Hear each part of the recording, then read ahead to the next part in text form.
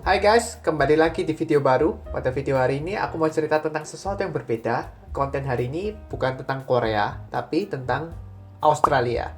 Yap, sesuai dengan judul video hari ini, aku mau membahas tentang beasiswa penuh untuk kuliah di Australia, kuliah S2 atau S3 full didanai oleh pemerintah. Video ini akan membahas tentang beasiswa Australia Award Indonesia. Oke, jadi kenapa kok aku mau cerita tentang beasiswa ini? Padahal aku kan sekolahnya di Korea, kok bisa cerita tentang beasiswa Australia nih? Ya, gini, aku kasih latar belakang sedikit ya. Sebenarnya dulu itu waktu aku lulus S1, aku emang sudah selalu ingin mengejar S2 di luar negeri. Tapi sebenarnya pilihan negara pertamaku waktu itu bukan Korea.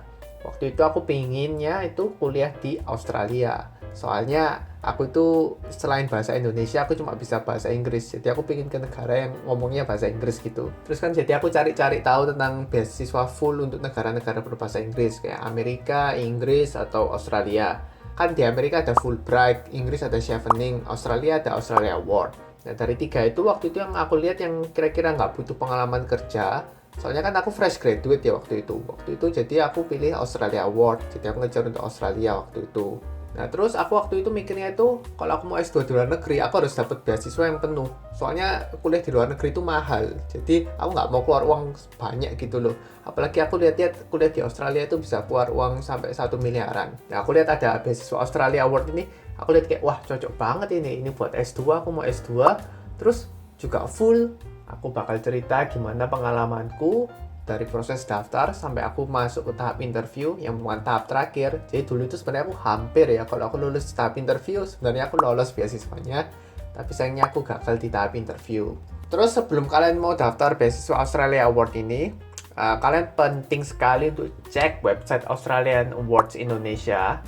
Terus kalian di situ cek dulu ada priority fields of study. Nah, jadi Australia Award ini kan beasiswanya itu tujuannya untuk development Indonesia gitu ya. Jadi ini tuh tujuan beasiswanya itu untuk kalian tuh belajar di luar negeri, kalian dapat ilmu, terus ilmunya itu bisa kalian pakai untuk mengembangkan Indonesia menjadi lebih baik. Untuk itu maka ada bidang-bidang prioritas yang ditentukan oleh pemerintah. Bidang-bidang ini itu bidang-bidang yang menurut mereka itu penting untuk dikembangkan di Indonesia. Jadi ada 3 jenis ya ini, health security, stability, sama economic recovery. Terus ini kalian lihat ada detailnya ini, health security ini ada bagian ini. Dulu kan aku jurusan IT ya. Kan kalau kalian sekilas di sini kan IT kayak nggak ada gitu selain cyber security ini. Nah dulu bidangku ini bukan cyber security. Jadi dulu aku itu menghubungkan bidangku sama ini Small and Medium Enterprises Development. Ya, Small and Medium Enterprise ini maksudnya UMKM ya. Ya jadi dulu aku tuh bilang kayak dengan memanfaatkan teknologi IT, aku bisa membantu Small and Medium Enterprises UMKM itu berkembang sehingga dapat memajukan ekonomi Indonesia juga gitu. Nah terus yang mungkin kalian juga perlu tahu ini Australia Award ini ada yang namanya Geographic Focus Area. Nah, apa ini Geographic Focus Area ini? Jadi mereka itu termasuk di kategori targeted kategori. Mereka itu peluang untuk keterimanya itu lebih besar gitu. Yaitu untuk dari Geographic Focus Area ini. Kayak contohnya Aceh, Nusa Tenggara Timur, Nusa Tenggara Barat, Papua, Papua Barat, Maluku, dan Maluku Utara. Ya soalnya kan ini beasiswanya itu kan tujuannya untuk mengembangkan Indonesia ya. Untuk Indonesia daerah sini tuh developernya itu pengen lebih dipush gitu, makanya mereka lebih memprioritaskan untuk orang yang datang dari daerah situ.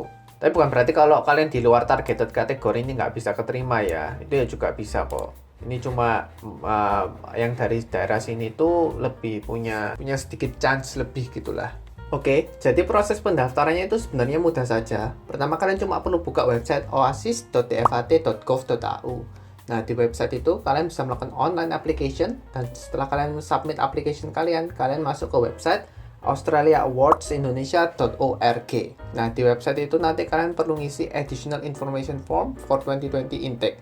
Setelah kalian mengisi kedua form tersebut, kalian cuma tinggal perlu nunggu pengumuman hasil aplikasi kalian. Pengumumannya nanti biasanya sekitar akhir Juni nanti diberitahukan lewat email. Ya awalnya sebenarnya aku tuh mau buat video step by step cara ngisi application di website Oasis ini sih. Cuma habis aku ngerekam videonya sama setelah aku edit, aku lihat durasi videonya itu sekitar 20 menitan gitu.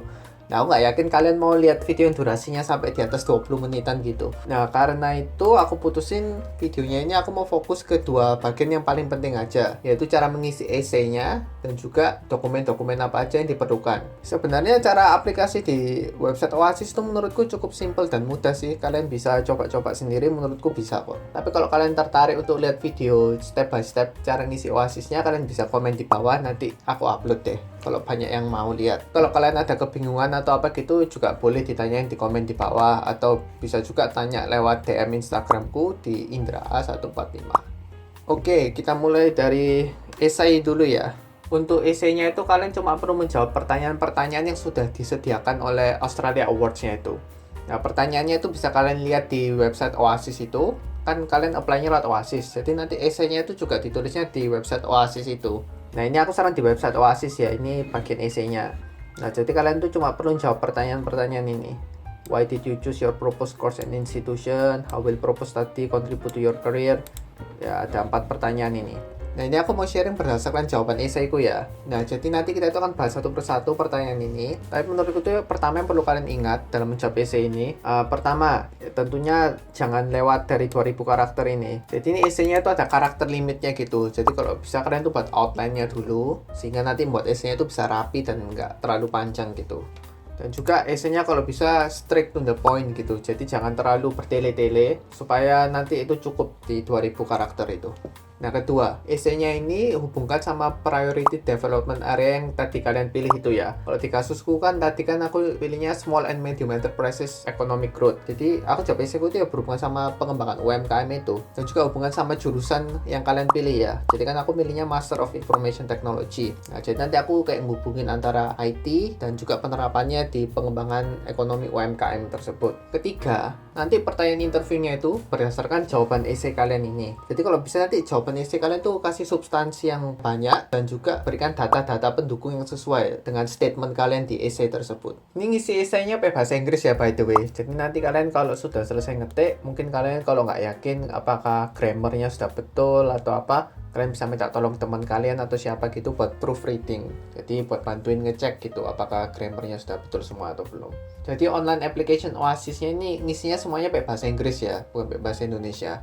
Nah, oke, jadi kita bahas satu persatu ya. Ini berdasarkan jawabanku ya. Tentu saja kalau kalian pilih priority development area-nya berbeda dengan saya dan juga jurusan kalian berbeda dengan saya, jawaban kalian juga dapat beda. Nah, ini aku sharing berdasarkan jawabanku supaya mungkin kalian dapat ide lah kira-kira jawabnya itu gimana. Pertanyaan pertama, why did you choose your proposed course and institution? Nah, di Australia Award ini kan kalian itu waktu daftar kalian tuh boleh pilih lebih dari satu universitas. Kalau saya saranin sih minimal tuh pilih 2 universitas ya. Dulu universitas yang aku pilih itu di UTS sama di UNSW. Dua-duanya aku apply Master of Information Technology. Pertama, kenapa kalau aku pilih course Master of Information Technology? Jawabanku pertama, soalnya dulu aku S1-nya itu juga IT. Jadi aku S2-nya itu linear gitu, inline. Jadi kayak sebuah lanjutan dari edukasiku sebelumnya. Jadi aku bilang kalau aku tuh sudah punya background di bidang ini dan menurutku itu masuk akal banget kalau aku itu mau ngelanjutin di bidang ini juga. Aku juga bilang kalau aku tuh sudah tertarik IT dari dulu sebenarnya. Semenjak aku SMA aku daftar S1-nya itu juga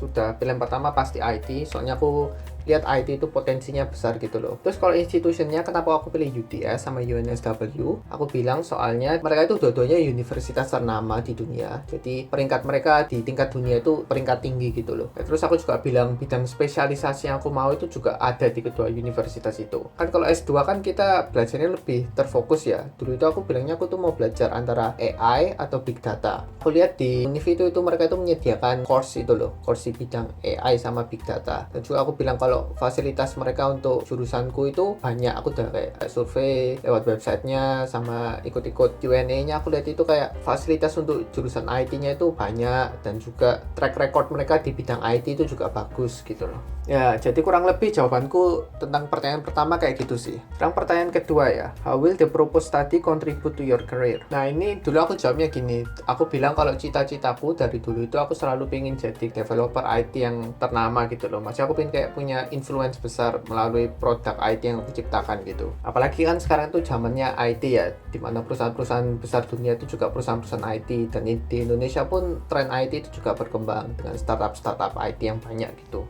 Nah, aku waktu itu bilangnya aku itu mau ke luar negeri, ke Australia ini buat dapat ilmunya, terus aku bisa menerapkan ilmunya itu untuk menambah pengalaman sehingga aku dapat melakukan inovasi-inovasi IT gitu loh. Juga aku ingin memperluas wawasanku dan juga mendapat koneksi-koneksi baru gitu. Oke, pertanyaan ketiga. Nah, ini pertanyaannya kan kelihatan berat ya. Dan emang sejujurnya cukup berat sih ini menurutku waktu aku jawab. Soalnya kan ini aku ceritanya apply-nya kan waktu itu aku masih fresh graduate ya. Aku baru lulus akhir Maret dan aku mau apply beasiswa ini langsung gitu kan. Jadi waktu itu aku melihat kayak pengalamanku memang agak kurang Masian. Jadi ini dulu aku cerita tentang skripsiku sih, tentang TA aku atau tugas akhirku. Kan dulu waktu S1 kan di tugas akhirnya kan aku kayak membuat software gitu ya. Terus kayak softwarenya ini tuh manfaatnya gimana, benefitnya gimana, terus siapa orang-orang yang tertolong dari software yang aku kembangin ini. Terus kayak kira-kira gimana sih softwarenya ini sebenarnya itu potensinya gimana gitu loh. Kayak kalau saja aku punya pengetahuan lebih atau apa, ini bisa aku kembangkan lebih lagi supaya pengaruhnya lebih gimana gitu. Tentunya lebih baik lagi kalau kalian sudah punya pengalaman kayak mungkin kalian sudah pernah kerja project-project yang skopnya lumayan besar gitu ya, mungkin di tingkat pemerintah atau apa gitu. Terus kalau bagian organisasi ya dulu aku cerita kan dulu aku tuh kuliah ya, menurutku aku tuh mahasiswa yang cukup aktif gitu. Aku ikut lumayan banyak organisasi. Ya aku cerita aja waktu itu kegiatan organisasiku yang menurutku itu impactnya paling besar itu apa waktu itu. Dan peranku di kegiatan itu apa. Terus pertanyaan terakhir, pertanyaan keempat. Nah di bagian sini itu aku cerita tentang planku untuk pengembangan priority development area yang aku pilih itu, yaitu perkembangan UMKM, Small and Medium Enterprises. Nah, aku kan bilang ya, di Indonesia itu kan UMKM itu banyak ya. Jadi aku bilang kalau UMKM itu tuh merupakan sebuah major player gitu di perekonomian Indonesia. Nah, terus aku bilang dari surveiku itu UMKM itu masalahnya itu apa aja. Mereka itu kesulitannya gimana dalam mengembangkan bisnis mereka.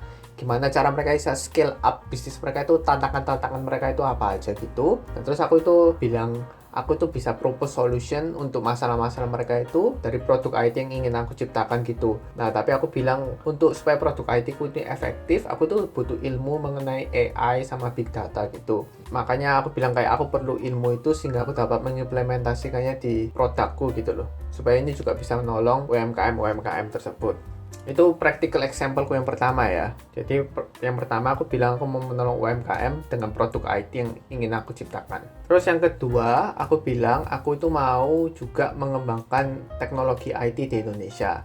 Soalnya aku bilang di Indonesia IT itu potensinya belum benar-benar direalisasikan. Apalagi seperti kataku kan AI itu masih emerging gitu ya di Indonesia. Potensinya Indonesia itu sebenarnya banyak. Soalnya sumber daya IT-nya itu sebenarnya besar. Banyak orang-orang yang pintar di bidang IT gitu. Nah karena itu aku ingin bilang kalau itu bisa turut berpartisipasi gitu untuk mengembangkan IT di Indonesia dengan ilmu yang ku dapat gitu. Nah terus yang ketiga itu aku bilang aku mau bikin sebuah komunitas gitu. Dari komunitasnya ini kayak international community gitu ya. Jadi membernya itu kayak dari orang-orang yang aku kenal selama masa studiku di sana. Nanti kalau aku keterima, dimana kita itu bisa saling bertukar ide. Kita cerita tentang masalah-masalah apa saja sih yang kita alami di negara kita. Terus kayak kira-kira gimana sih kita bisa menyelesaikannya. Apalagi kan kalau aku jurusan IT, mungkin kebanyakan komunitasnya itu juga orang-orang IT gitu. Jadi kita bisa saling bertukar ide kayak gimana kalau kita melakukan inovasi IT di bidang ini diterapkannya kayak gini sehingga kita itu bisa kayak menyelesaikan masalah ini gitu loh. Aku juga bilang potensinya mungkin akhirnya kita bisa menjalin hubungan antara Indonesia dengan negara-negara lain sehingga kita dapat melakukan kerjasama internasional yang dapat akhirnya menciptakan produk yang berguna gitu loh, baik untuk negara kita maupun negara lain juga. Nah, untuk constraint-nya itu aku bilang pertama, nggak semua UMKM itu mau adaptasi gitu loh. Kayak mungkin kan mereka sudah nyaman dengan sistem mereka. Nah, kan belum tentu mereka mau kalau aku kasih sistem yang baru gitu loh. Terus aku juga bilang, ya merupakan sesuatu yang skalanya cukup besar gitu. Jadi mungkin ini butuh long term proses gitu loh. Butuh waktu yang cukup lama untuk merealisasikan hal yang aku katakan di sini. Dan itu makan waktu, resource, dan dedication yang besar gitu. Terus ketiga, aku bilang mungkin aku masih kurang tahu tentang struktur pemerintahan di bidang IT di Indonesia gitu. Soalnya aku masih fresh graduate kan. Jadi mungkin aku itu lacking in terms of experience gitu. Oke, jadi itu tentang essay-nya. Ya cukup panjang sih, tapi ya pokoknya saranku kalian jawab sejujurnya saja. Terus kasih substansi yang memang benar-benar berguna gitu loh untuk development Indonesia. Karena sekali lagi tujuan dari scholarship ini itu untuk perkembangan Indonesia. Oke, sekarang kita lanjut ke part berikutnya, yaitu dokumen.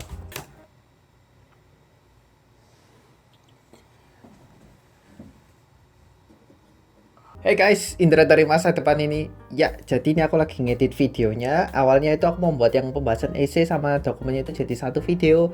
Tapi setelah ngedit ternyata videonya 15 menitan. Dan karena itu aku memutuskan untuk dokumennya aku buat di part 2 saja. Tenang saja, video tentang pembahasan dokumen sudah aku rekam, edit, tinggal finishing touch saja. Mungkin sekitar dari Sabtu atau Minggu bisa aku upload.